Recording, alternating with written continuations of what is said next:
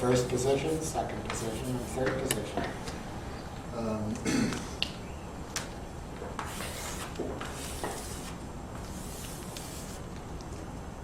Now you could think of it as self, other, and witness or observer, but you can also think of them more abstractly, even more abstractly, mathematically, which Korzybski would like, as positions, just formal positions. First position, second position, and the third position.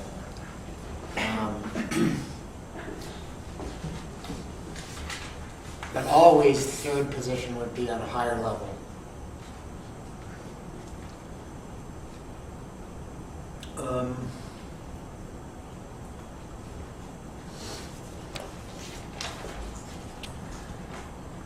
And in the background, I think, it's always in the background for me, Korzybski's considerations on visualization and the importance of visualization. There's 2 or 3 pages in Selections from Science and Family, if you have it, where you can check out his thoughts on the importance of visualization in evaluation, in human evaluation.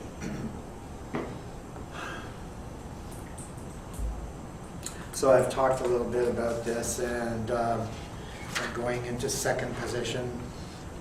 If in years when I've spent a lot of time on this, some years I spend a lot of time on this, and some I don't. I'm not going to spend that much time on it this year, but if I were, I would start people off with going into second position with living beings with whom we have a kind of automatic, natural, and unconflicted sympathy. So it's easy to go into second position with animals, cute animals. Not so easy to go into second position with ugly animals, right? In fact, baby seals are really easy to go into second position with. And some of us would die to defend the baby seals. We would kill human beings to defend the baby seals. If necessary. We will kill if necessary to prevent violence. But I don't know, those horrible warthog aliens in the movies, those are, with all those teeth, Yeah. Those aren't so easy to go into second position with, although we do so in a kind of a sneaky, underhanded, semi-conscious manner, identifying with the aggressor. That's one of the complications in this scene, identification with the aggressor. The very monster that we want to wipe off the face of the earth, at the same time we secretly identify with him or her, and that could lead us off into all sorts of directions here. So, I've practiced, my favorite is the seal at the Metro Zoo. I mean, Shannon might remember that. I think you were with me when I took a trip to the Metro Zoo. Have you been to the Metro Zoo lately, or at all? Yeah. I don't know if they still have the seal thing, the seal pool. You go down underground, Yeah, they do. and there's this heavy glass wall, and behind the wall you see the seals swimming about. And when I was there, the glass was scratchy. It was full of scratches. And by the way, as I'm doing this, you're going into second position with me, and you're looking at the seals behind the glass, and your hands are up against the glass, are they not? And you can see the little scratches in the glass, and you can see the seals. Well, you can say, well, not really, but it's almost as if you were doing that while I was describing it. But, it's easier. It will have been easier to go into second position with the seal than with Horowitz. Going into second position with the seal is really not a problem. Going into second position with Horowitz might be a problem. I mean, you could experience all sorts of unpleasant things there. But when you go into second position with the seal, well, this is how it didn't start off that way. I'm standing there with my hands up against the glass. I'm looking at the seals, and they are swimming around behind the glass. Who is it here? They are swimming around behind the glass. It's weird. It's a really weird feeling to walk over here into the seals, and I'm kind of simultaneously Horowitz and the seals. But anyway, I'm over here looking at them, and I'm really studying them intently because they're swimming around, paying a lot of attention to them. That's the key. I'm really giving my attention to the seals, and they're having such a good time swimming around back there. And then at a particular moment, I can't do it that way. At a particular moment, one of them notices me and comes towards me, puts its nose right up against the glass and looks into my eyes. And at that moment, I thought the seal was going into second position with me. And, then it probably went out to observer and thought to itself, what the hell is that? What kind of a life is that?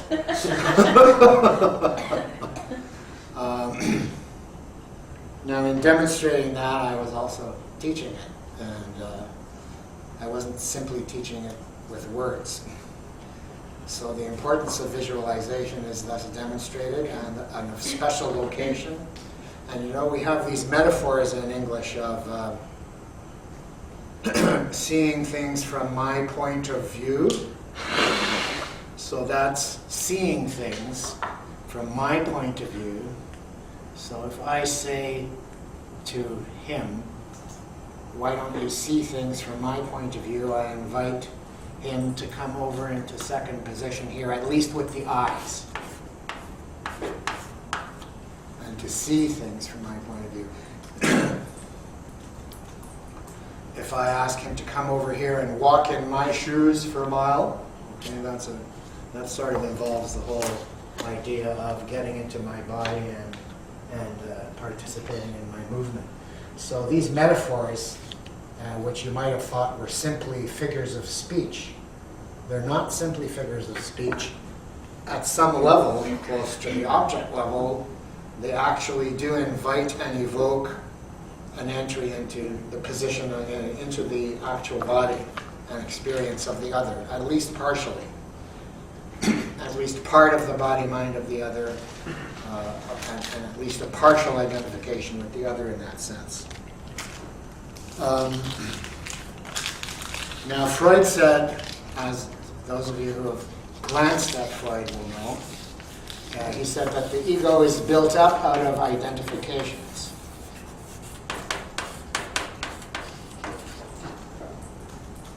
So we would say the self here.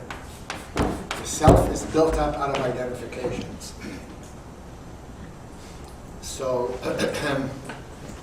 at some point after conception, the human being begins taking the other into the self that way. And the self is built up out of identifications all one's life long. Of course, from a Freudian point of view, the first and most important identifications are with the parental figures, classically mother and father. But whatever the parental figures are, will evoke identification. That is, what does that mean? It means that the baby becomes mother and or father in his or her imagination. And some Freudians actually talk about a combined parent figure. The baby doesn't really distinguish all that well at first between the various parenting figures and sort of jumbles them into a single combined parent figure with which it identifies. That actually might be one of the sources of the transgender as a phenomenon. Just a thought that occurred to me at the moment.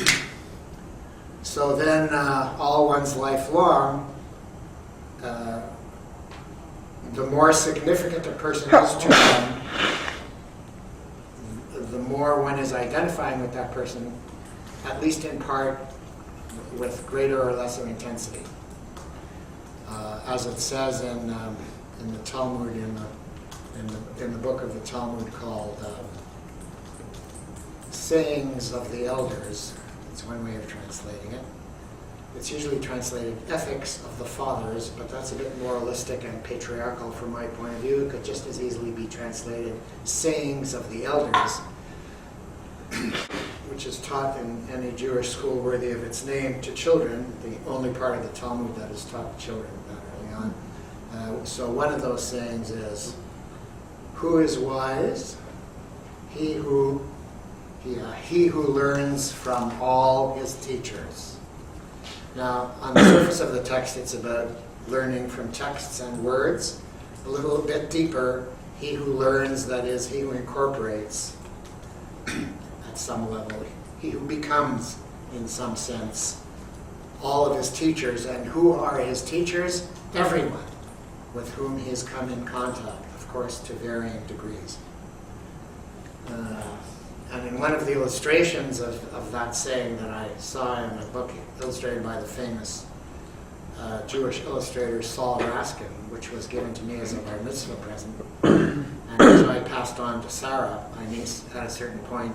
There's a picture of a man standing, and then in the background there's this whole mob of all kinds of different people and creatures from whom he has learned. Well, it means one has gone into second position with all these people. So the ego is built up out of identification. So one of the things you do when you locate your sense of self beyond stories, one of the things you do is to locate the sense of self beyond identifications. So as it's said in Zen, your face before you were born, as it were. It's like the pristine self prior to all of its identifications. You could think of it positivistically as a baby, but more metaphysically you could think of it as this open awareness, this open awareness, this openness, this readiness, this bare sense of existence, which is there prior to any storyboarding and any taking onto oneself of particular stories and bits of story.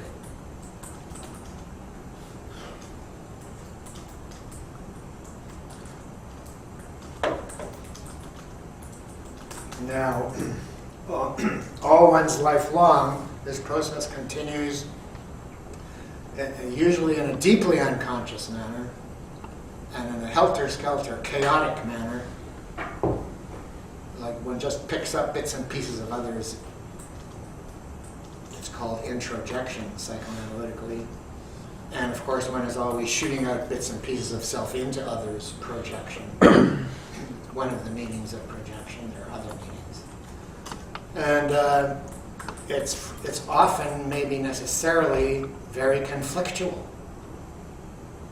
There's a lot of conflict involved there. Some depth psychologists are quite convinced that internal conflict of a person in the final analysis represents a conflict among its parents. So there's a part of me that I got from my mother that is like this. And there's another part of me that I got from my father which is like that.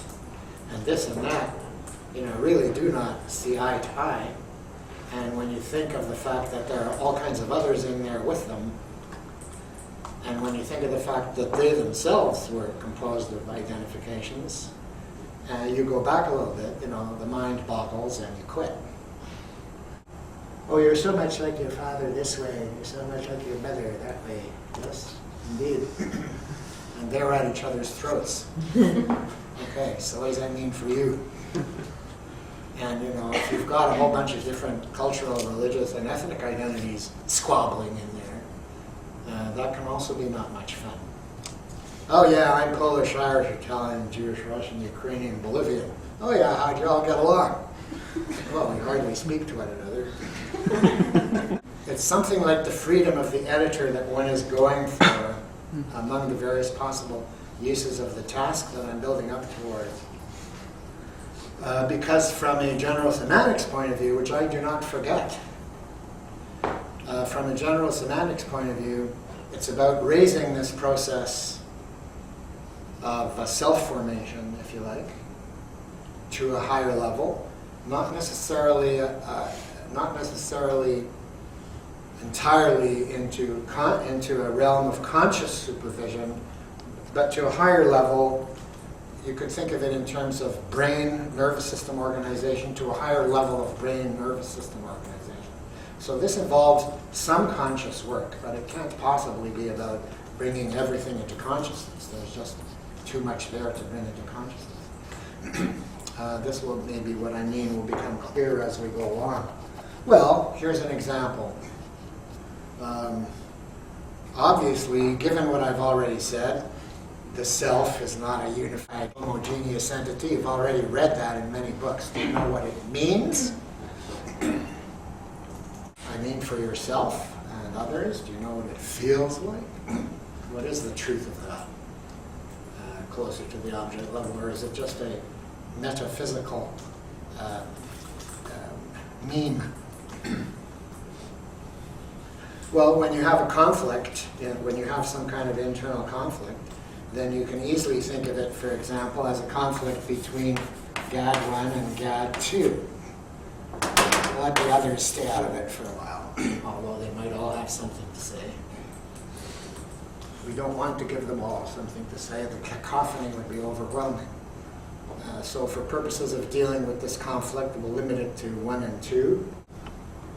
So we could say part of GAD thinks, feels this, and another part thinks, feels that.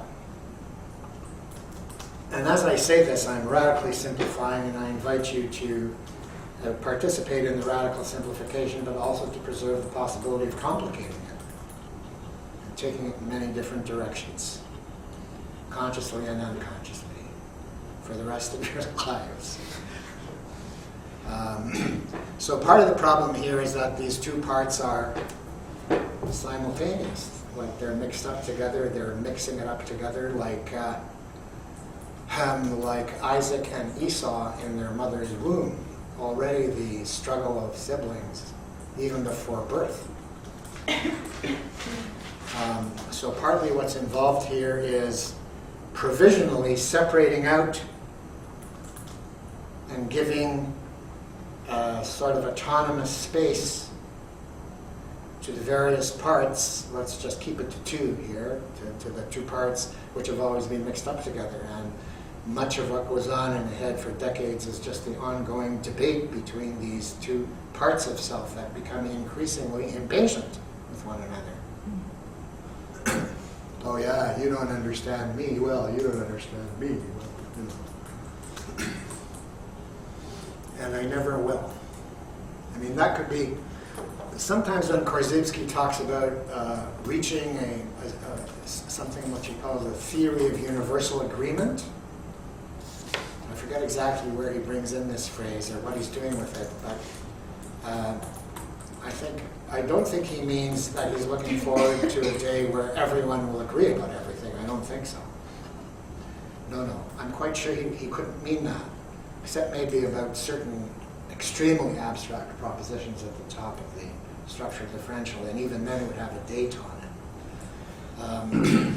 I think he means that living beings would realize, and here among living beings I include parts of living beings, that living beings, including parts of living beings, would realize that there will be no final agreement among them, that there will be no complete and satisfactory understanding of self by other or of other by self, and that includes parts of self. So there will be an agreement to disagree, or an agreement to not understand.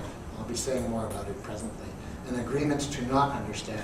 But how do you get your parts to make a decision? Well, the other part that doesn't want to do it, stick with it. This whole exercise is relevant to that. Okay. This whole task that I'm leading up to. So I want to emphasize that because people can get the wrong idea in general semantics and in NLP, which is where I found the actual exercise, that the goal here is to reach some kind of lovey-dovey agreement. Well, that might be possible, but it might not be possible. Now, for a person, especially in terms of internal disagreement, the agreement to disagree is crucial because I can't just leave. I mean, GAD 1 can't walk away from GAD 2. They inhabit the same body mind and they have a lot in common. But when you get to ethnic disputes, it gets it's like Yugoslavia had a terrible time. And the friends of Yugoslavia were no great help. But Czechs and Slovaks had no problem deciding, okay, you go your way, I'll go mine. Because one part wasn't fighting to keep the other within some kind of overarching frame.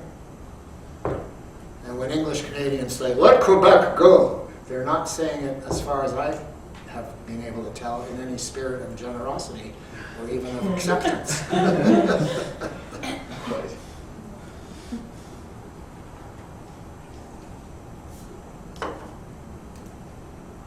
So if there's conflict, it'll be raised to a higher level, not necessarily resolved. The conflict will be raised to a higher level. Hey, I don't want to be utopian anymore. I've had it with my utopian part. My utopian part has agreed to shut up and listen for a while. Even in cases of violence, let's say inevitable violence, inevitable war, the war itself can be raised to a higher level. War itself can be raised to a higher level. And I have a specific meaning there in my mind, which I won't go into too much. And this would involve a regression to the, at least European and probably also in some parts of Asia, a very strong tradition, and among hunter-gatherers for sure, of the noble warrior. So we'll be noble warriors. We won't have contempt for one another. We won't monstrify one another. We won't criminalize one another. We won't be morally self-righteous in our war. We'll just have a nice, clean war. And in the end, there will be victor and vanquished. And perhaps the vanquished will be allowed to live, and perhaps not. And maybe, if you're interested, I'll bring next time a famous North American anthropologist named Stanley Diamond. Did a lot of work with North American Indians and didn't hesitate to look at their practices of war and torture. And you know, in some cultures it's possible to torture the other with respect. And for the one who is being tortured also to be tortured like a warrior, or as a warrior should. Now I don't like it and I don't buy into it and it's not my way. But I don't say they are evil, I am good. I couldn't go on much longer along those lines because we go too far afield. Just one thing, it starts according to our tradition, I mean the Greek tradition in this case. See, there's Jew-Greek. It starts according to the Greek tradition with the decision in the Iliad to give the enemy dead a decent burial instead of leaving their corpses to rot in the fields.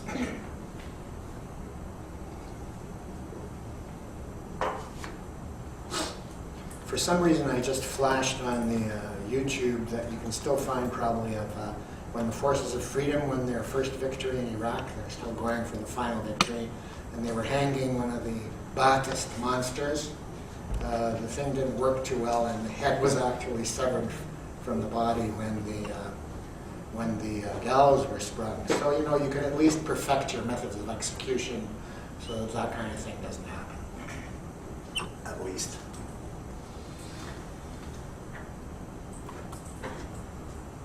Is this a bit too gory? Well, that part has spoken its bit. So let's give an example of, well, no, first let me talk a little bit about what it's like to go into third position. We're always doing that all the time. I mean, other animals might do it somewhat also. To go into a third position out here, which observes the interaction among those. Which observes, notices, learns various lessons, and maybe goes back in there with lessons learned. That's what raises it to a higher level. You observe the interaction. It's almost Hegelian. You observe the interaction. You have various learnings. You take learnings back into one or both parts. The show goes on. Further learnings. There's no end to it. What's it like to go into third position? Well, Robert Dilts, who actually constructed this task in NLP places a great deal of importance on actual spatial movement, like the one I was doing there with the seals. So I've got a first position over here. GAD 1 wants to get rid of the Arabs. Over here, GAD 2 wants to become an Arab and fight the Zionists. Yeah, sure. I'll admit it. Then over here, we've got GAD 3, the observer, who witnesses this farce. Okay, well, to judge it as a farce is already a little bit too judgmental. So it's not a clean observer position. It's a little bit contaminated with judgment. So it's not a clean observer position. I'm judging their little dance as a farce. So, okay, so I'll go out here to a third position, leaving the judgment of farce behind. So I can watch those two. What I'm doing here is like, let's formalize it a little bit more. After watching the farce, by the way, though, because I'm not kidding, I'm exaggerating, but I'm not kidding. So after watching the farce for a while, I decide, okay, I just don't know. I can decide, I just don't know. I have nothing distinctive further to offer in this matter. I know too much to have an opinion, to have a simple, definite opinion. But look, here's GAD 1.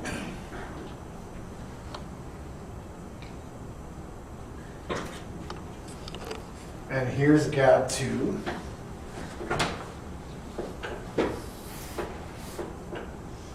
No, I left him behind, so I can look at him.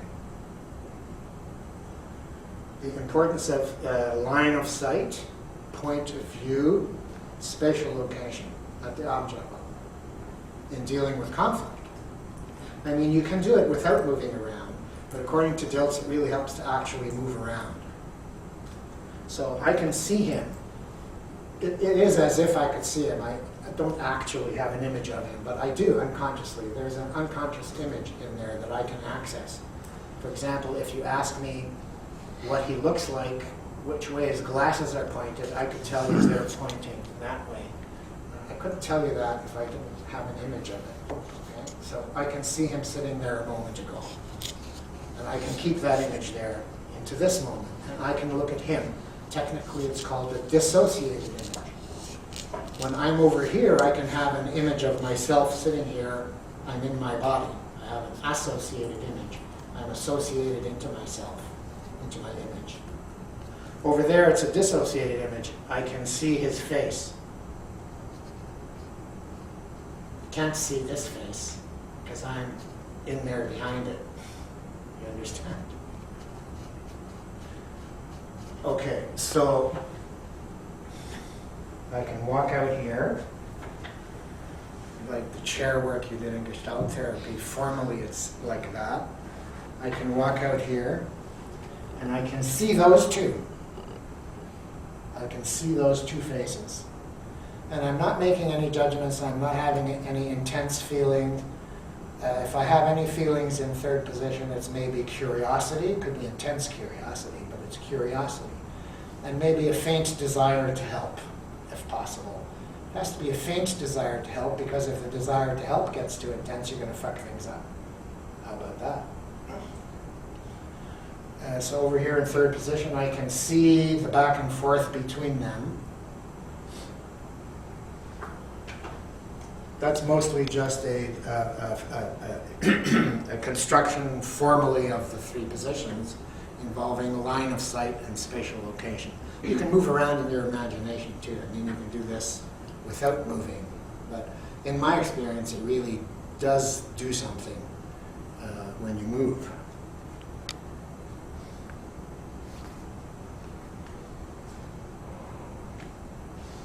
So when you do the task also, when you're in first position, you say I, you use the first person. When you go into second position, say with the enemy, you also say I. Yeah, but when you go into third position, you're like he and they.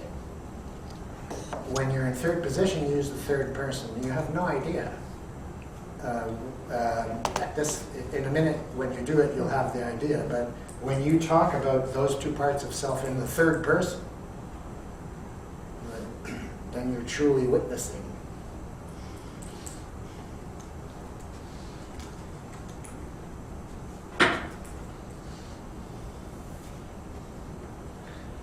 The way I have it in my notes is over here, I'm like, I am here sitting in this chair. And over here, maybe I have a different tone of voice over here. I'm over here sitting in this chair. And over here, in third position, it's like they are over there saying, here we are sitting in these chairs or something like that. We got to separate the good from the bad. Good luck. The next bit that I want to talk about is under the rubric clumsy name, but I preserve it from Diltz's text. Or maybe it was somebody else. Meta outcomes.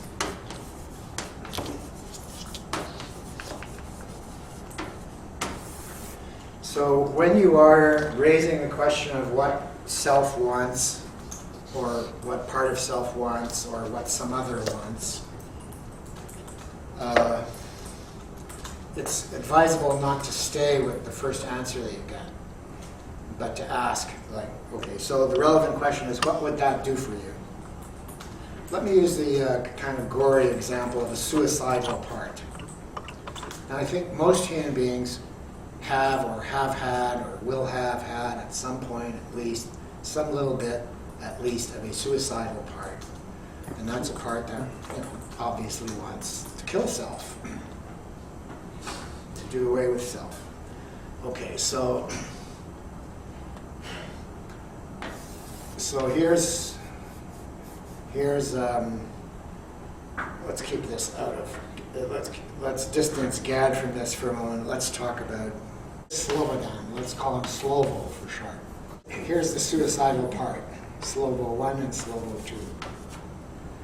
Okay, so if Slovo is doing this, using this task in order to further his own process, he would go, so what do you want? That's the question. What do you want?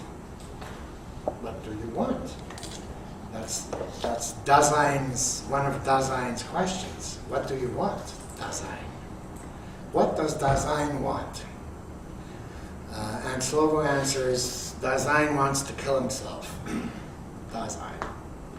Well, you can't stop there. It's like it's over if you stop there. Oh, okay, you want to kill yourself? Be my guest. There's that. We'll put the little gun on the table. We'll walk out here. We'll give you 3 minutes. You've seen that scene in the movies. The next question is, what would that do for you?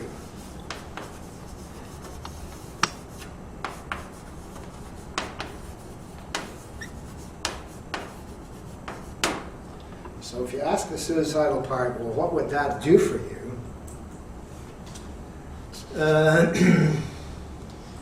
You would eventually, you might have to keep repeating the question. You'd get an answer. What you're going for, well, I'll just give the example more. Maybe right away, I think, for a suicidal part, you get an answer like, I would find peace. I would leave all this nonsense behind. I'll get rid of my pain. That's a good one. I'll get rid of my pain, I'll find peace, I'll leave all this nonsense behind. It's also possible to have other meta outcomes for the outcome of doing away with oneself. One of them frequently is something like, I will show them. They will realize what they did to me. That kind of thing could be in there. So if someone says, oh, they will realize what they did to me, you could ask, and what would that do for you? If they would realize what they did to you, and and you get some answer having to do with a sense of justice or something like that, or fairness. Okay, so what you want here actually, you could say then at that point, what you want here actually, or at a higher level, what you want here at a higher level, let's say, is justice to be done, or for fairness to be, to walk the earth, for Ms. Fairness to walk the earth. So you continue with this line of questioning, what do you want, what will that do for you, and what will that do for you, and what will that do for you? You continue up the hierarchy of meta-outcomes until you get to what the NLPers call a positive intention. Now, positive doesn't mean necessarily good or loving or kind or virtuous. Positive simply means not inherently malevolent. Okay? Not inherently, necessarily, or intrinsically malevolent. So even if I have to kill you, again, back to the noble warrior meme, it will be with minimal malevolence. I have to kill you. Sorry.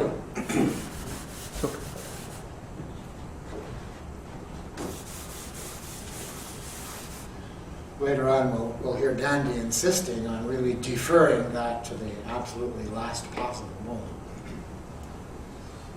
So what if you get something good on your first question? If you say, what if your first response is like positive? Can you, like, not the suicide example? But well, you might want to pursue that further too.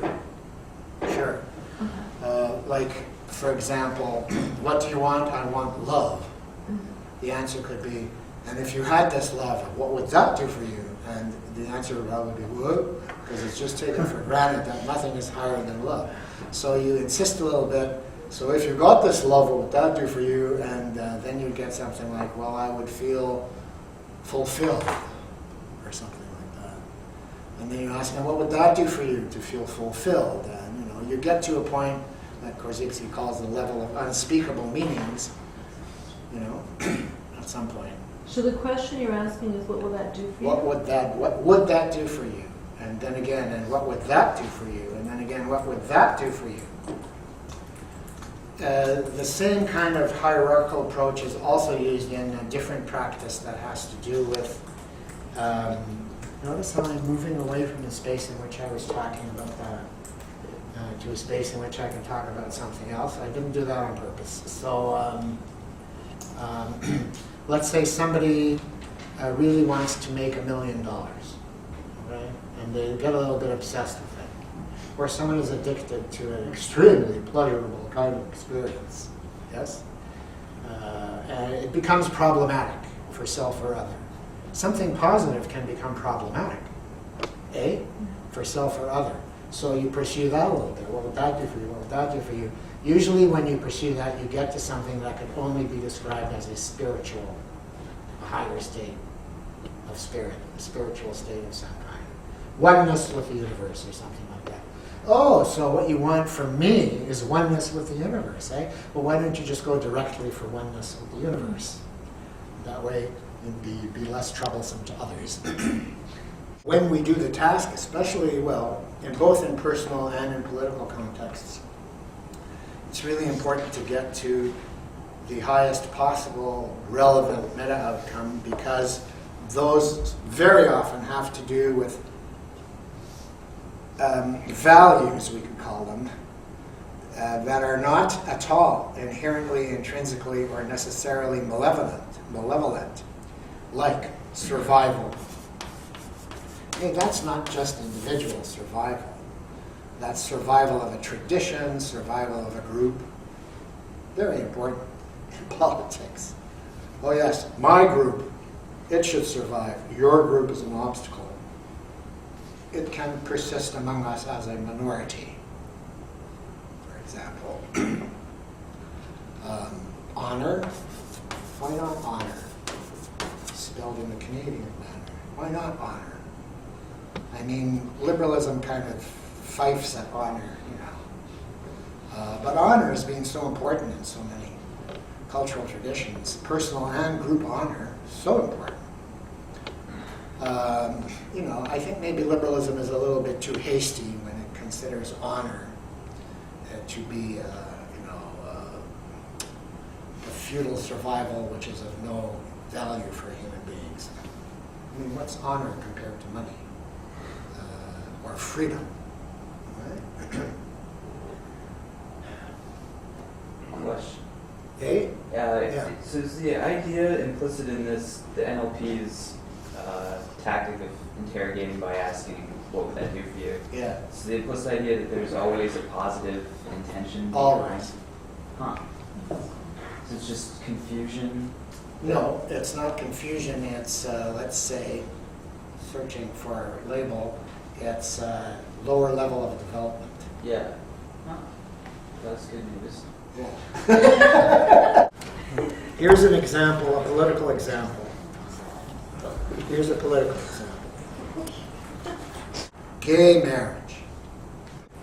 I take this example from the extremely liberal Jewish magazine Tikkun. Tikkun, January, February 2004, page 6. Tikkun is very big on this approach to the other that I'm participating in my own way. So the thing is, if I'm in first position and I'm Dick and I really want to get married to my clone Harry, because then we could be just like that. There are all kinds of gay people and their supporters on this issue. The minute anyone expresses opposition to gay marriage, they're like, oh, you stupid, ridiculous, homophobe, fascist, Nazi, racist, idiot, moron, throwback, redneck, no respect whatsoever, and no willingness to listen for a minute with an open mind to the depth, not necessarily the surface, but to the depth of the opposition. And by the way, there are a lot of gay people who are opposed to gay marriage also, but that's another story. See where I put it? Another story. When you see what people unconsciously do with hand gestures and so on in terms of locating various parts of self or of the world in space, it really becomes quite fascinating. I'll just read out from this. Opponents of gay marriage are said to be motivated by homophobia. Well, homophobia is like a disease, right? Or at least it's extremely irrational and neurotic. It's even worse than claustrophobia or agoraphobia, because those phobias don't hurt anyone. But homophobes are haters, and we hate hatred. So homophobes are to be dealt with by pointing out to them how wrong they are and how hateful they are, and hate is not a family value, this kind of thing. And we're queer, we're here, get used to it. Nothing more to say. Nothing to say to you. Nothing to say to you except, I'm here, I'm queer, get used to it. Oh, that's very convincing. The idea here is that we being the good guys, that we should respond with contempt, with disrespect, we should respond dismissively, we should respond non-empathically. We are love, we want to get married. They are hate. We are love, they are hate. That's the name of the game. Tikkun, the writer in Tikkun, it might have been Rabbi Lerner himself, I don't know. The writer in Tikkun goes, but what's behind the homophobia? What's he doing there in the terms that I've just been talking about? What's behind the homophobia? Huh? I was saying going into third position, but it's either second position or third position. No, it's asking the question, what's the meta outcome? Oh, okay. From third position, I guess, or from first position, we could ask the question, what is behind the homophobia? Or, if I'm the homophobe, I could ask myself, what's behind the homophobia? I mean, how did I get to feel this way? In terms of history, or in terms of values, what are the values that are at stake here? So I'm raising questions about the meta outcome. I point there because that's where I was writing about meta outcome, and it's still there in my mental image there. I can almost see the words on the board. Okay, from Tikkun. The challenge for those of us who support equal rights for homosexuals is to figure out a way to acknowledge and speak compassionately to people's underlying fears. The fears that arise in relation to gay marriage are many, says Tikkun. The collapse of traditions that have provided a bulwark against the ethos of the competitive marketplace. It's reactionary. It's a reactionary position. In our day and age, reaction reacts to the same things that the left doesn't like: globalization, homogenization, commercialization, commodification. So people on the right who object to gay marriage can easily see it as part of this broader phenomenon of the flattening out and commodification of everything and the reduction of everything to individual self-interest. Marriage is seen as a last vestige of an ethos of love. Well, okay, the last vestige of an ethos of love, the rejection of responsibility for raising the next generation. So then you say, well, gay parents can be just as good as parents. You know, we're not going to settle the dispute here, but already we're talking. Okay? Fear of being soft in a world that requires toughness. The commanding general of the Brazilian army, I just heard on radio the other day, said that that homosexuals were welcome in the armed forces of Brazil as long as they weren't given commanding positions, because the soldiers wouldn't want to obey them. And the list could go on and on and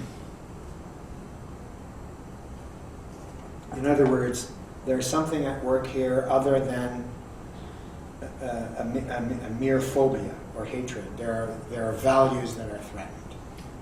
There are values that are threatened. If you don't accept that there are genuine values that are threatened, then you can't do this work. All you can do is march in the streets and fight, pass laws and throw people in jail, or send them to re-education camps. Look at the history of the relations between Fidel's revolution and homosexuality in Cuba. It was not an easy path, and it's not over as far as I understand it in Cuba. And Cuba is probably the best. The first reflex of the Cuban Revolution was to round them up and put them in camps. Did you know that? No, forgot that. So let's move on.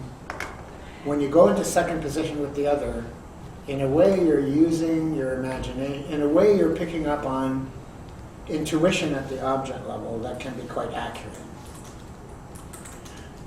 But in a way you're also freely using your imagination. You're also freely using your imagination to imagine the other's states of mind, etc., etc. But you're using imagination in a kind of higher struggle with illusion. You're recruiting imagination versus illusion. There's a difference. Memory, what I'm doing here is when you're looking at people who are possessed by the time spirit, to use Mendel's vocabulary, when you're looking at a group conflict, an ethnic group conflict especially, religious ethnic group conflict, these are people who are intensely possessed by time spirits. And if you're going, if you're a sort of Albanian Kosovar,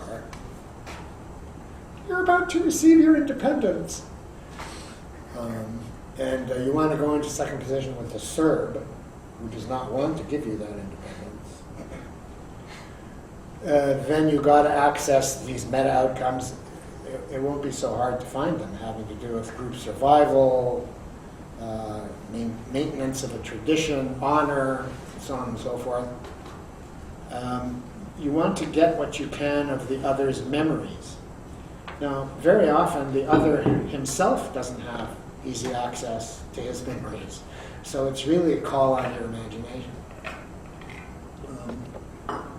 Or intense memories might overshadow less intense but more significant memories somehow.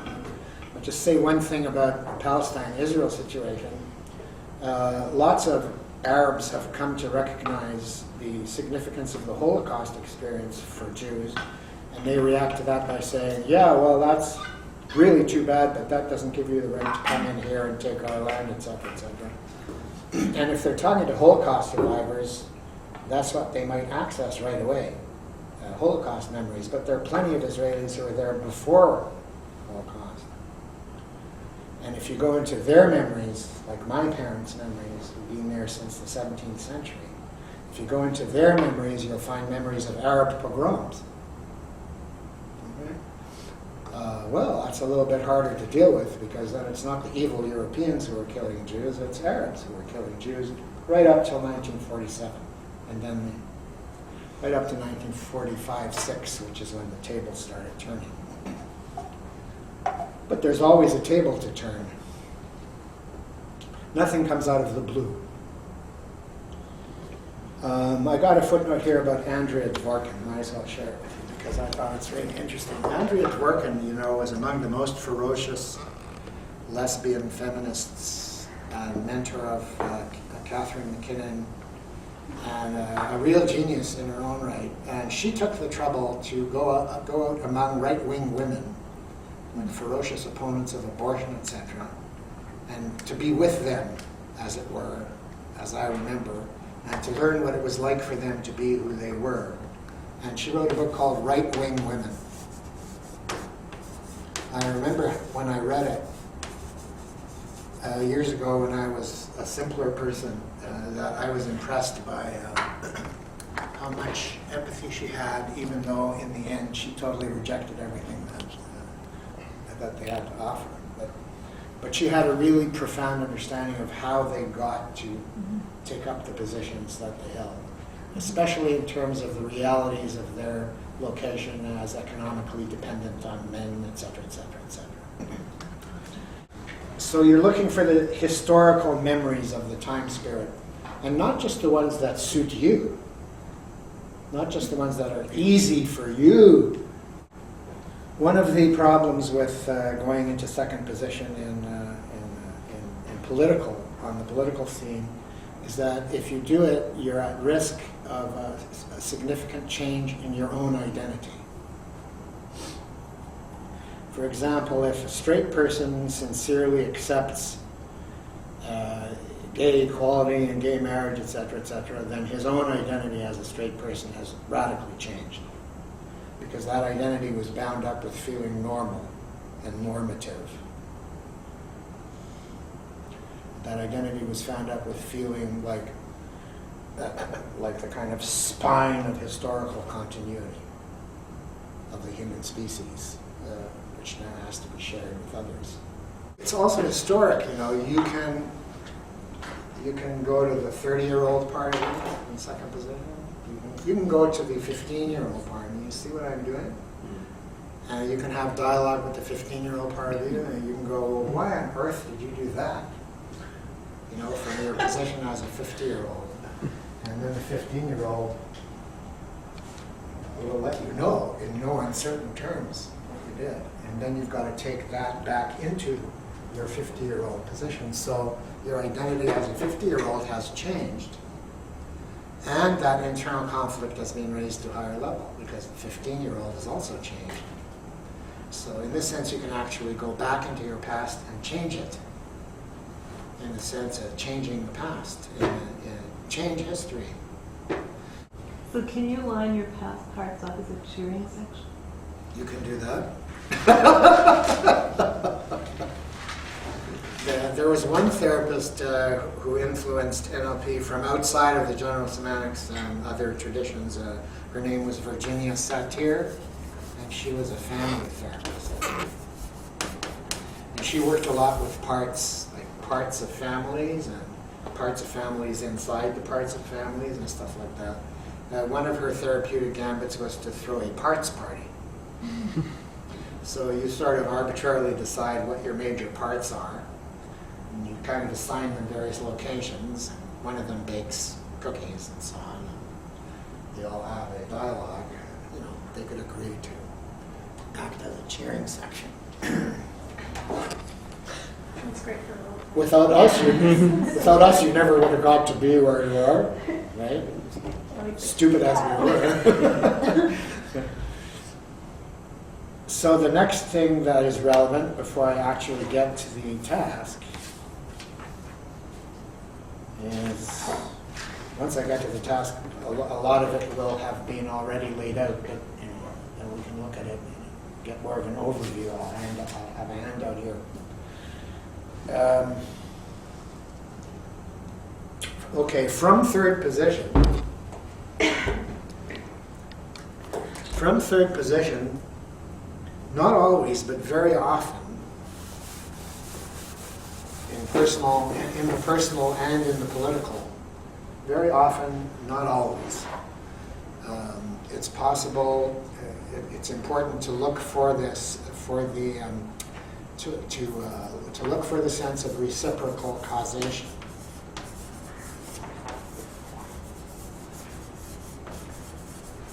Okay, this is supposed to remind us of the talk about relationality in general semantics, all the way back to the net of Andrea, if you like.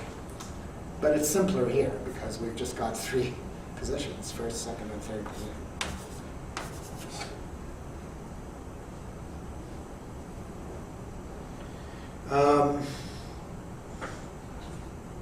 The third position, it's at a higher multi-ordinal level. It makes it possible to think about how those two over there are relating to one another and how they are perhaps evoking one another's behaviors. So you're looking for a pattern of interaction that is giving up, throwing up, or giving rise to the behaviors of first and second. To think about what is going on, why it is going on, how it is going on, how it could be otherwise, that's the power of Homo sapiens sapiens. Only from third position. So it's not the behaviors that are primary, but the pattern. I'll give examples shortly. The kind of systemic interaction throws up the parts of the whole is prior to the parts. You can get a sense of that the whole system or the whole pattern is prior to the parts, which we experience in our insanity as separate and autonomous. A great writer on this kind of thing is Gregory Bateson, who was also influenced by Korzybski, but who's a genius in his own right, polymath, and a hero of the 60s, although now completely forgotten, almost completely forgotten, who wrote a book called Steps Towards an Ecology of Mind. Okay? An ecology of mind. That's an interesting formulation. It's a collection of his papers. And he also wrote a book called Mind in Nature and Necessary Unity, which I used to teach. It's very difficult. I tried to teach it 1 year. Mind in Nature, a necessary unity. So from 3, you can see how causation is circular and reciprocal. I've already said that.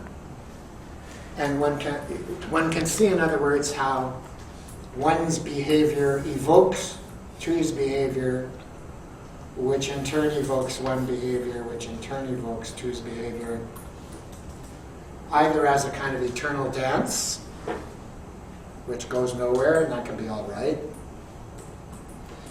or in terms of escalation and runaway. Like the more you attack, the more I defend, the more I attack, the more you defend. The arms race, the structure of the arms race, or mutual assured destruction.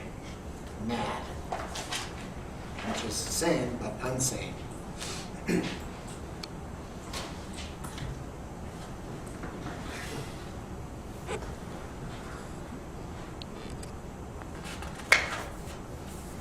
So Gad, in that reciprocal dance where one's behavior invokes two's behavior and two's behavior invokes one's behavior, if you step back to the third one and watch it, that will give you sort of the outside to see that basically it's the pattern that's kind of carrying on itself and not the...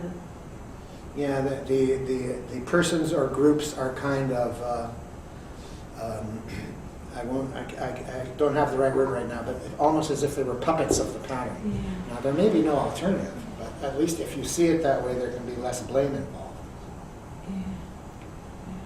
So the question here to ask in third position is, what is one doing to evoke or facilitate or at least make it possible for two to be that way? This is a task that was given to us to do in an NLP workshop, I think, run by John Grinder. It's called Perceptual Filter. So you're sent out into the world, as he likes to say. Go out into the world and engage someone in conversation. Engage three people serially in conversation while maintaining as much as possible the assumption that she is a mental patient with delusional tendencies. That was one example. Second was a professional swindler. And the third, did you ever come across this before, Annette? And the third was, or a government agent secretly investigating you. So here you are in first position, and you've got the assumption that this person is a mental patient with delusional tendencies. So you say to someone, well, good morning, and they say, good morning, and you go, they're saying good morning, as if they were a normal person. I wonder what they could possibly have meant by that. and then you could say to them, what do you mean by that? And they would go, what do you mean, what do I mean by that? And they would soon be behaving like a mental patient with delusional tendencies.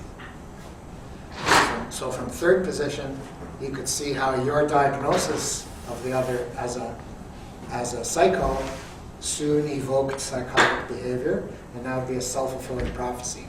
The same with the swindler. You say, good morning, the other replies, good morning, and you say to yourself, now what are they trying to get out of me? Etc., etc. You get the idea. And then the last one is a government agent secretly investigating you. So you do this, you could find one person and go through these three possibilities, like go through one possibility for 10 minutes, and then the other one for 10 minutes, and then the other one for 10 minutes, and you can see an innocent bystander, to some extent, perform the behavior of a mental patient, a professional swindler, or a secret agent, seriatim. And of course, this is cruel, and you couldn't possibly get permission from the Committee on Human Experimentation to do this as a research project. But it's kind of fun. I had students in the Spirit course do it one year, and they really came up with some bizarre experiences. But what about the poor victims? I think at the end of it, you probably have to explain to them what you were up to and give them as compensation a Tootsie Roll or a Starbucks card or something like that. That's funny. Okay, I'm going to give, I'm going to try and give I don't know how many examples, at least one example. One to three examples.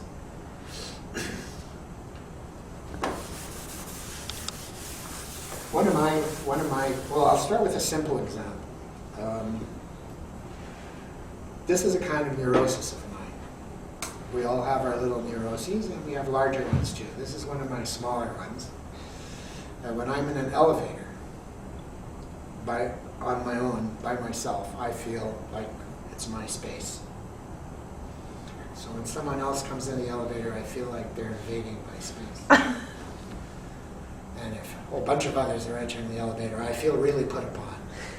It's like an occupation. So, I've never done anything, but I feel this, and I also feel weird about it. I feel that, and at a higher level, I feel weird about feeling that. And from a third position, I can observe that. I feel that, and feel weird about it. Just kind of ride it out, literally. But then in connection with this kind of thing, I found myself, I didn't do it on purpose, I found myself sort of getting behind the eyes of whoever else was in the elevator, just their eyes, and seeing what they saw. So to simplify, if there's one other person in the elevator, then I'm standing here, I see that. But if he's over here, he sees that. So without moving, I can get behind his eyes and see what he sees. So I've got two superimposed images, mine and his, and I found that up to 6 or 8 people could get on the elevator, and my preconscious mind is quite capable of seeing from 6 different points of view at once. Sort of, okay? Sort of. And that felt good. Because I felt that, I was about to say we were all in this together, but it wasn't even a sense of we. It was just, there was nothing to it. So you could take a small neurosis and turn it into a little toy or a pleasure, as Allen Ginsberg says, make a pet of your neurosis.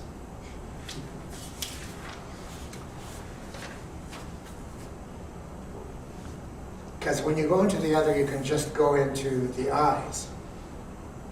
Or maybe you could just go into the ears. Or you can do the full body experience. But you can do the full body experience to a greater or lesser extent. And it's often wise not to do it too much, not to get into it too much, because God gave us our own separate identities for a reason. Has something to do with survival. I mean, I'm the one who has to feed this mouth. So, I'll give you another example of a neurosis of mind. This is somewhat more troublesome. Noise. So this is the problem of the noisy other. Now, you're maybe not old enough to experience this to its fullest extent. But let's take noise in a restaurant. Okay, so I'm sitting in a restaurant. I'm sitting myself, or maybe with one other person. And beside us, there's a table full of others. And these others are really, really raucous, noisy, at the top of their lungs. And some of them have really irritating voice qualities. There can be 6 others sitting at the table, and I can be talking to you, but I can't hear what you're saying because it's overwhelmed by the noise from the others, and I can hear every word that one of those people is saying if it's in a particular tone of voice. I can't hear you, I can hear that goof, right? It's no fun. So if I go into second position there, if instead of fuming, or if instead of only fuming, I kind of leave the fumer behind, leave him behind. And if I go into second position with, say, the one with the most articulate other there, the loudest and most articulate other, and they're all so. So this is what I find. I find that, first of all, that they have no awareness whatsoever of my presence there. Now, I could say they should, but what I find is they have no awareness whatsoever of my presence there. And if they do, it's extremely marginal and attenuated. Well, that's no excuse, but still, that's what it's like for them. In other words, they're not trying to hurt me. So the outcome is non-malevolent. It's, I want to have a good time. I want to have a good time with my friends. That's what they want. That's what I will find here in second position, someone who wants to have a good time with his friends. And they're very involved in their interaction, which helps them to be unaware of me. And the whole place is noisy. It's not just them. So they've got to be noisy in order to talk over the general noise there. So then I come back into first position. I can't get mad. I mean, there's no reciprocal causation here, right? I'm not doing anything to contribute to the causation of their behavior, and yet I am. I'm tolerating it. All right? Well, from a Buddhist perspective, which is, I guess, a fourth position, you can go up here, you can have an observer of the observer, and so on, until you get to Buddha. So from a Buddhist perspective, I could and sometimes do just attend to the sounds. It's sort of interesting. the volume can go down, actually, if you attend to the sounds, because a large part of the irritation has to do with one's resistance, with one's aggression, with one's frustration, with the suffering, as opposed to the pain.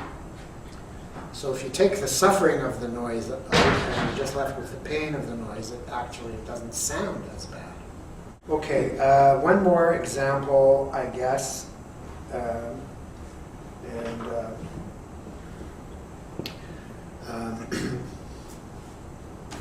don't know if we need it, but might as well tell you about it, because it involves one of the first generation of general semanticists, a follower of Korzybski's named Wendell Johnson, who wrote a book called People in Quandaries. He grew up as a stutterer, so he became really interested in stuttering. Did I tell you about him before? Okay, well, I'll tell you now. So he got interested, he became a speech therapist, and as a speech therapist, he got rid of the stutter, but he maintained his interest in stuttering, and he became a general semanticist, and he studied stuttering in a social scientific manner as an academic. And the first thing he discovered was that among the North American Indians in his part of the States, there was no stuttering. And he's looking for what it is that makes the difference between the North American Indians who have no stuttering and the rednecks who do. And he found that that an Indian child, okay, here's parent, and here's child, and here's Johnson playing scientific observer, and he finds that the North American Indian kid has what he calls disfluency.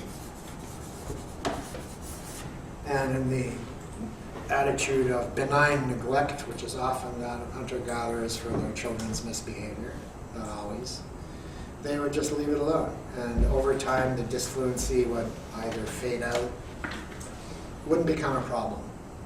It was never diagnosed as a problem or treated as a problem.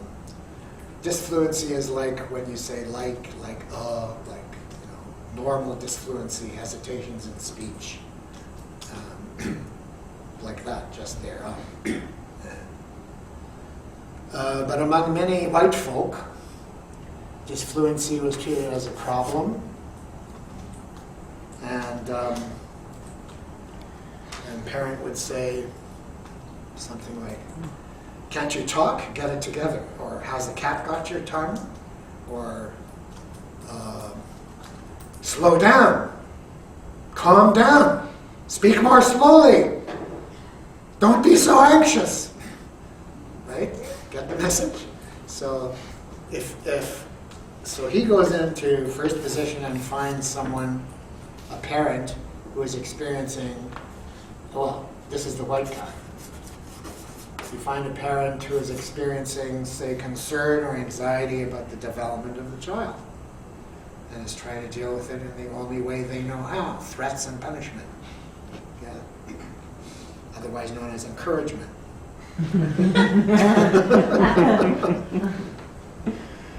And demeaning, too. "What's the matter with you?" That kind of thing. Or, "What's the matter with you?" Or however it's said, it's death. That question is death. Death itself. What's the matter with you? What's the presupposition? So what's the matter? You have to answer for it. Ooh. So in second position, we have a kid who is scared by the parent's intervention. So what I find there behaviorally is, "Okay, Dad, I'll try. I promise. I'll do better. I'll try." Like that kind of thing. Submission or that kind of thing as the external behavior. And inside, an anxiety, maybe an intense anxiety, which transforms the disfluency into stuttering. And then the whole diagnostic picture opens up, and we have all kinds of therapies and medications and techniques and mechanics, and the story goes on. I've lost track of it. But Johnson thought that the cure for stuttering was to leave the kid alone. However, he didn't have much of a following for this approach, for it threatened the vested interests of the discipline of speech therapy and still would if you think about it for a moment. So he decided, and this is how he got into trouble, he decided he would have to prove it scientifically with control. So the poor guy actually got a grant, and he formed two groups of kids who had disfluency or something like that. And one of them he left alone. I can't remember exactly how he set it up. And the other, he intervened with forcefully, like by browbeating them and so on and so forth. And he actually proved that he could change normal disfluency into stuttering with a controlled social scientific experiment. And these days he wouldn't get away with it, see? And in those days he got away with it only because people like him hadn't been made an example of yet.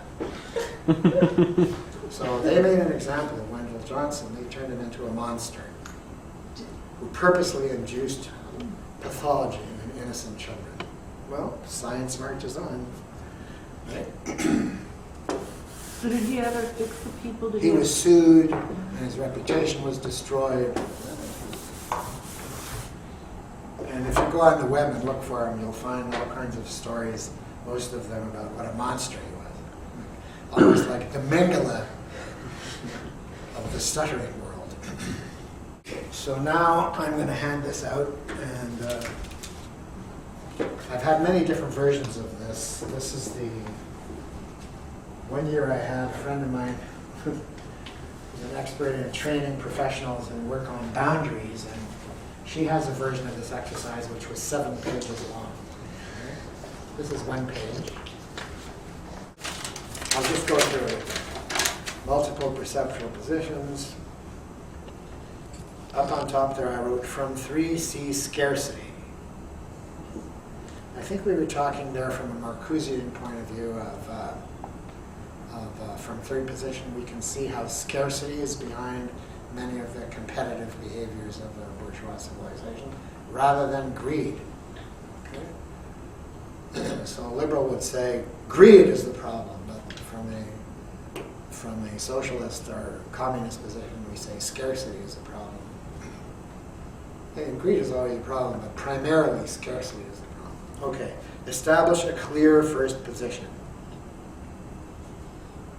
This is especially important for people who have internalized, who have gone into 2nd position with an oppressor, and have internalized a view of themselves that the oppressor has.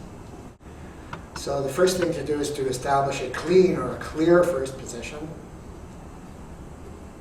I'm sort of evacuating the other here, expelling the other. Out, out, vile other.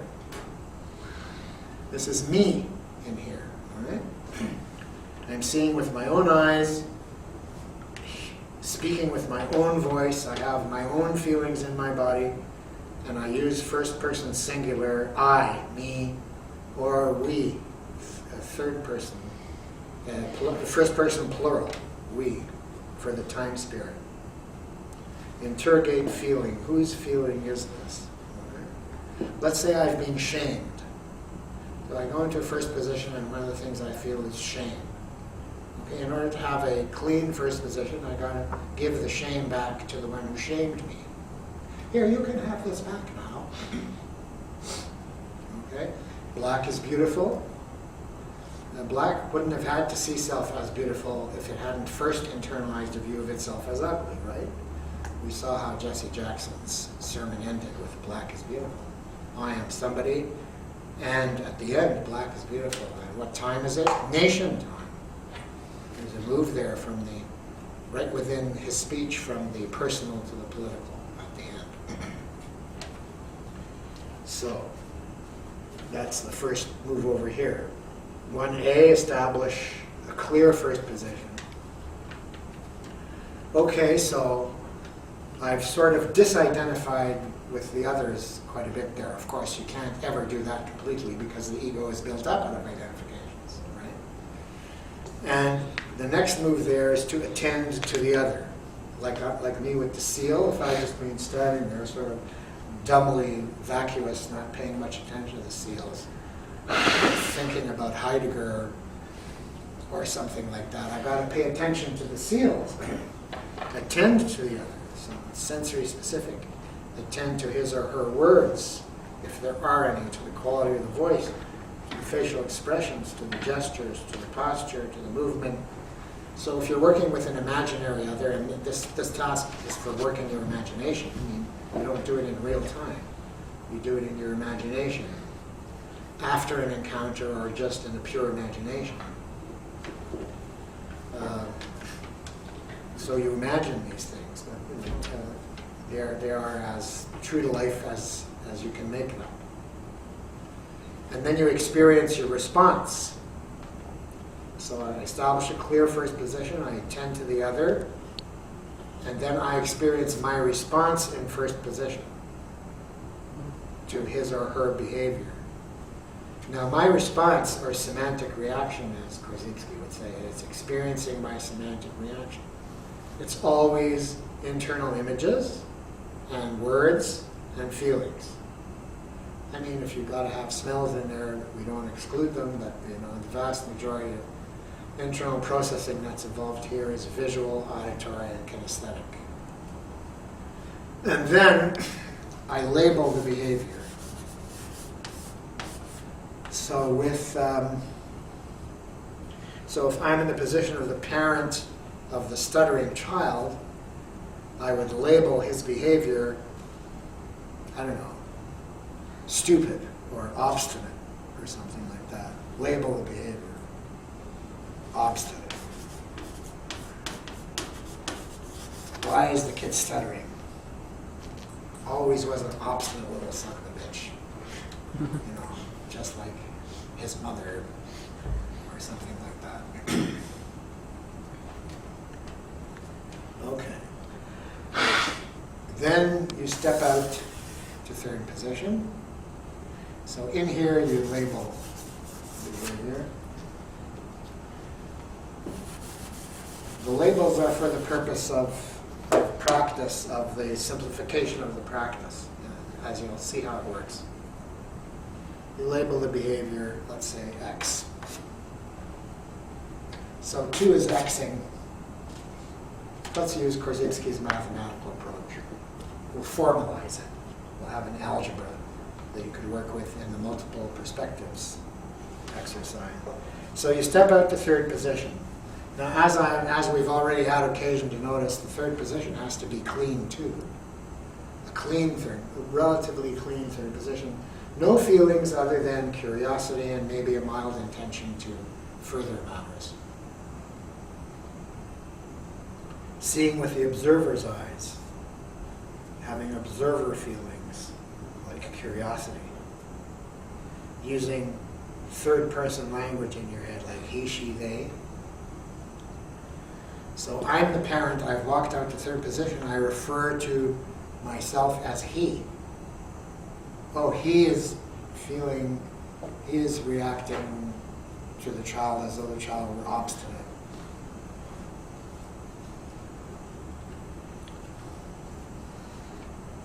So from third position, I label my response. Okay, I label Y. Okay, the response is Y. Establish clean first position, attend to the other, label the other's behavior, notice the response, go to third position, and label the response. I could label the response anxious, concerned, something like that. I could label it intrusive.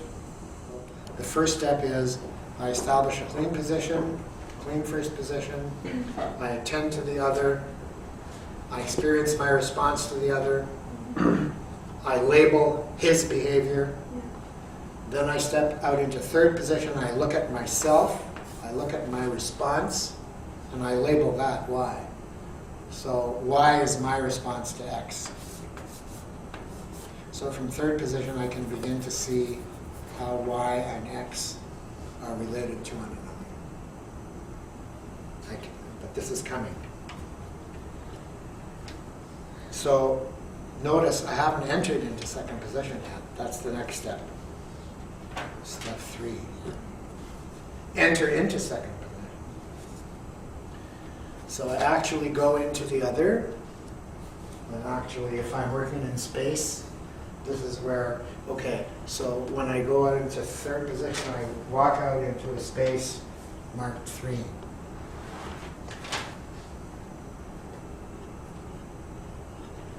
And I label his response to the other. And hey, from third position, I walk into the other.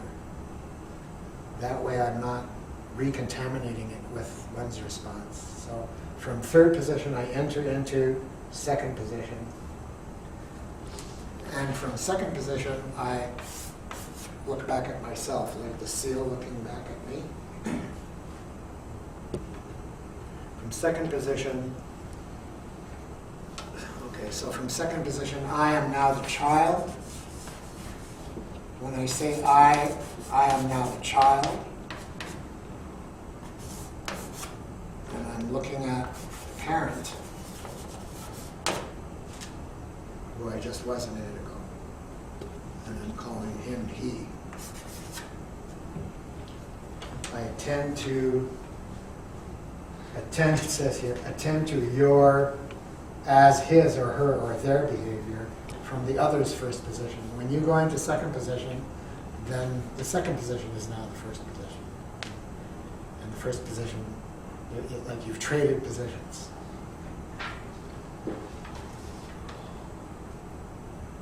In second position, you see through the other's eyes, etc.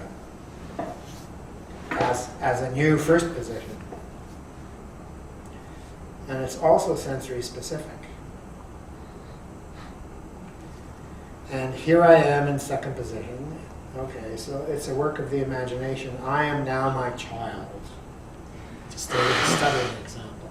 And as my child, I take into account as much as appropriate memories of past interactions with all relevant others and beliefs arising out of those interactions. Now, that could take years, right? So, what's happening here? I mean, you just get a sense, you just collect a few. It just depends from one context to another how much you put into this phase of it.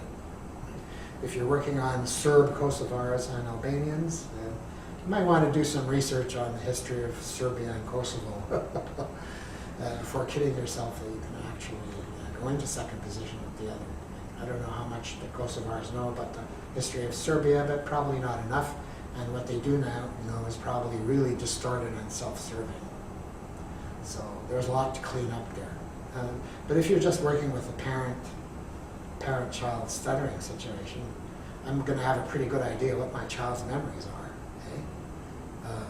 of his past interactions with me, although I'll now be experiencing his memories as mine.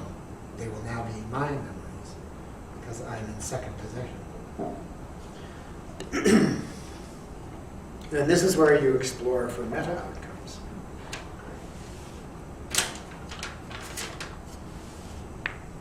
So in second position, what do I want? So as the evil Serb, right? As the evil Serb, what do I want? Well, first we drop the label evil. So as the Serb, what do I want here? Well, and what would that do for me? And what would that do for me? And what would that do for me? Until I get to a non-harmful intention. I write here the most positive, plausible hypothesis. It's probably a good idea when searching into the motivations of another to go for the most positive hypothesis rather than the most negative hypothesis, but we also have to add the word plausible. Okay. So if I, the Jew, let's go into second position with the Nazi, and I look for the positive intention there, I'll find something about survival of the German people, etc., etc. It'll be distorted and psychotic and illusory, perhaps, but it'll be a positive intention, survival of the German people. If I'm the child, say, and I'm smart enough to have come upon this practice, and I'm going into second position with this intrusive parent, and I go into second position with the parent, then I'll quickly find a meta outcome of wanting to be a good parent, being concerned. And then I go, oh, there's a song from the 60s about treating your parents well because they have no idea what they're doing. Anyone know what song I'm talking about? What song is that? Selves national, I think. Teach your Yeah. parents. So, And to assist into going into position with the evil or intrusive or aggressive other, remember, if you had been conceived by the same parents, etc., you know the drill. It's a little confusing because here I've gone into second position, but I'm really taking a little trip. Sometimes it's a good idea to make this excursion a brief one, and sometimes not. Dwell there, see what you can find. I've established a clear first position, I've attended to the other, I've experienced my response, I've labeled the other's behavior, I've stepped out to third position, I've labeled my reaction in first position. From third position, I enter into second position. I explore second position. I step out again to third position. You can see how you can either simplify this exercise further or complicate it further, as Marcia has done, into 7 pages worth. So it's an attempt to provide a format that you can work with. But whenever you're learning a format, the best thing is to learn it sort of obsessively, compulsively, and to follow each little instruction to the letter. And then after you've mastered that, then you can play with it. Jazz.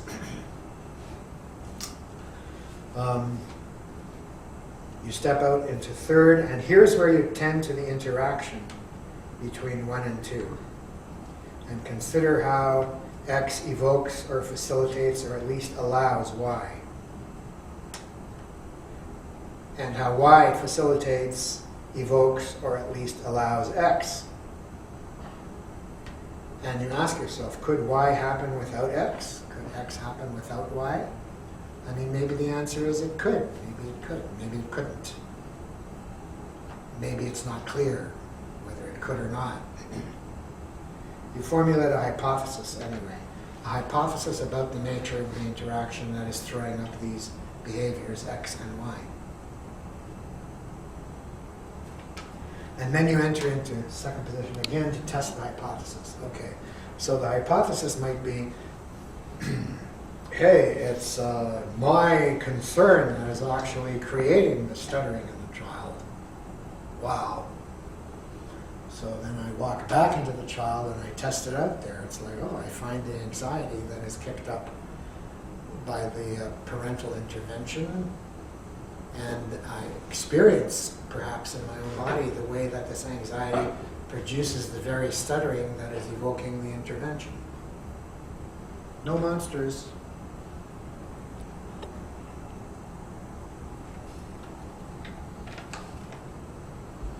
And number 6 here, as appropriate, move back and forth among first, second, and third positions. Hey, you have a few hours.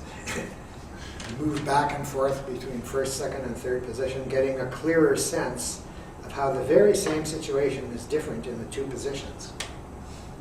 What is this for me? Is that for him? Or in terms of parts of self, what is this for this part of me? Is that for that part of me? What is innocent fun for this part of me? Is contemptible weakness for that part of me? All right? And so weiter.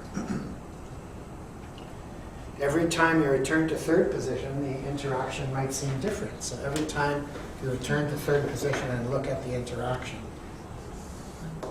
it will very likely seem different. So it's a learning experience. At the end of it, somehow or other, you get back to first position, and you ask yourself, so who am I now? What do I want now? I've seen lots of people, a fair number of people go through this, and not infrequently when they go back to 1, they're like, this is me, I'm not changing here. I'm the same as I was when I started. Okay, at least the whole thing has been raised to a higher level. And now I have a clearer idea of what it means to be me and to have this position. Actually, some years I ask people to do it twice, or maybe even 3 times. Once with a sort of insignificant personal thing like me and the noise. Maybe a second time with a somewhat more significant but not earth-shaking personal situation, because you want to practice in a territory where you can master it rather than in one which is too challenging, and then make progress. And then in the political situation, start with maybe with situations where you can easily go into third position. Like, hey, if the Serbs and Kosovars need a mediator, if they pay enough, well, I'll do it. As far as Jews and Arabs go, no, I haven't worked enough on myself in order to be a facilitator.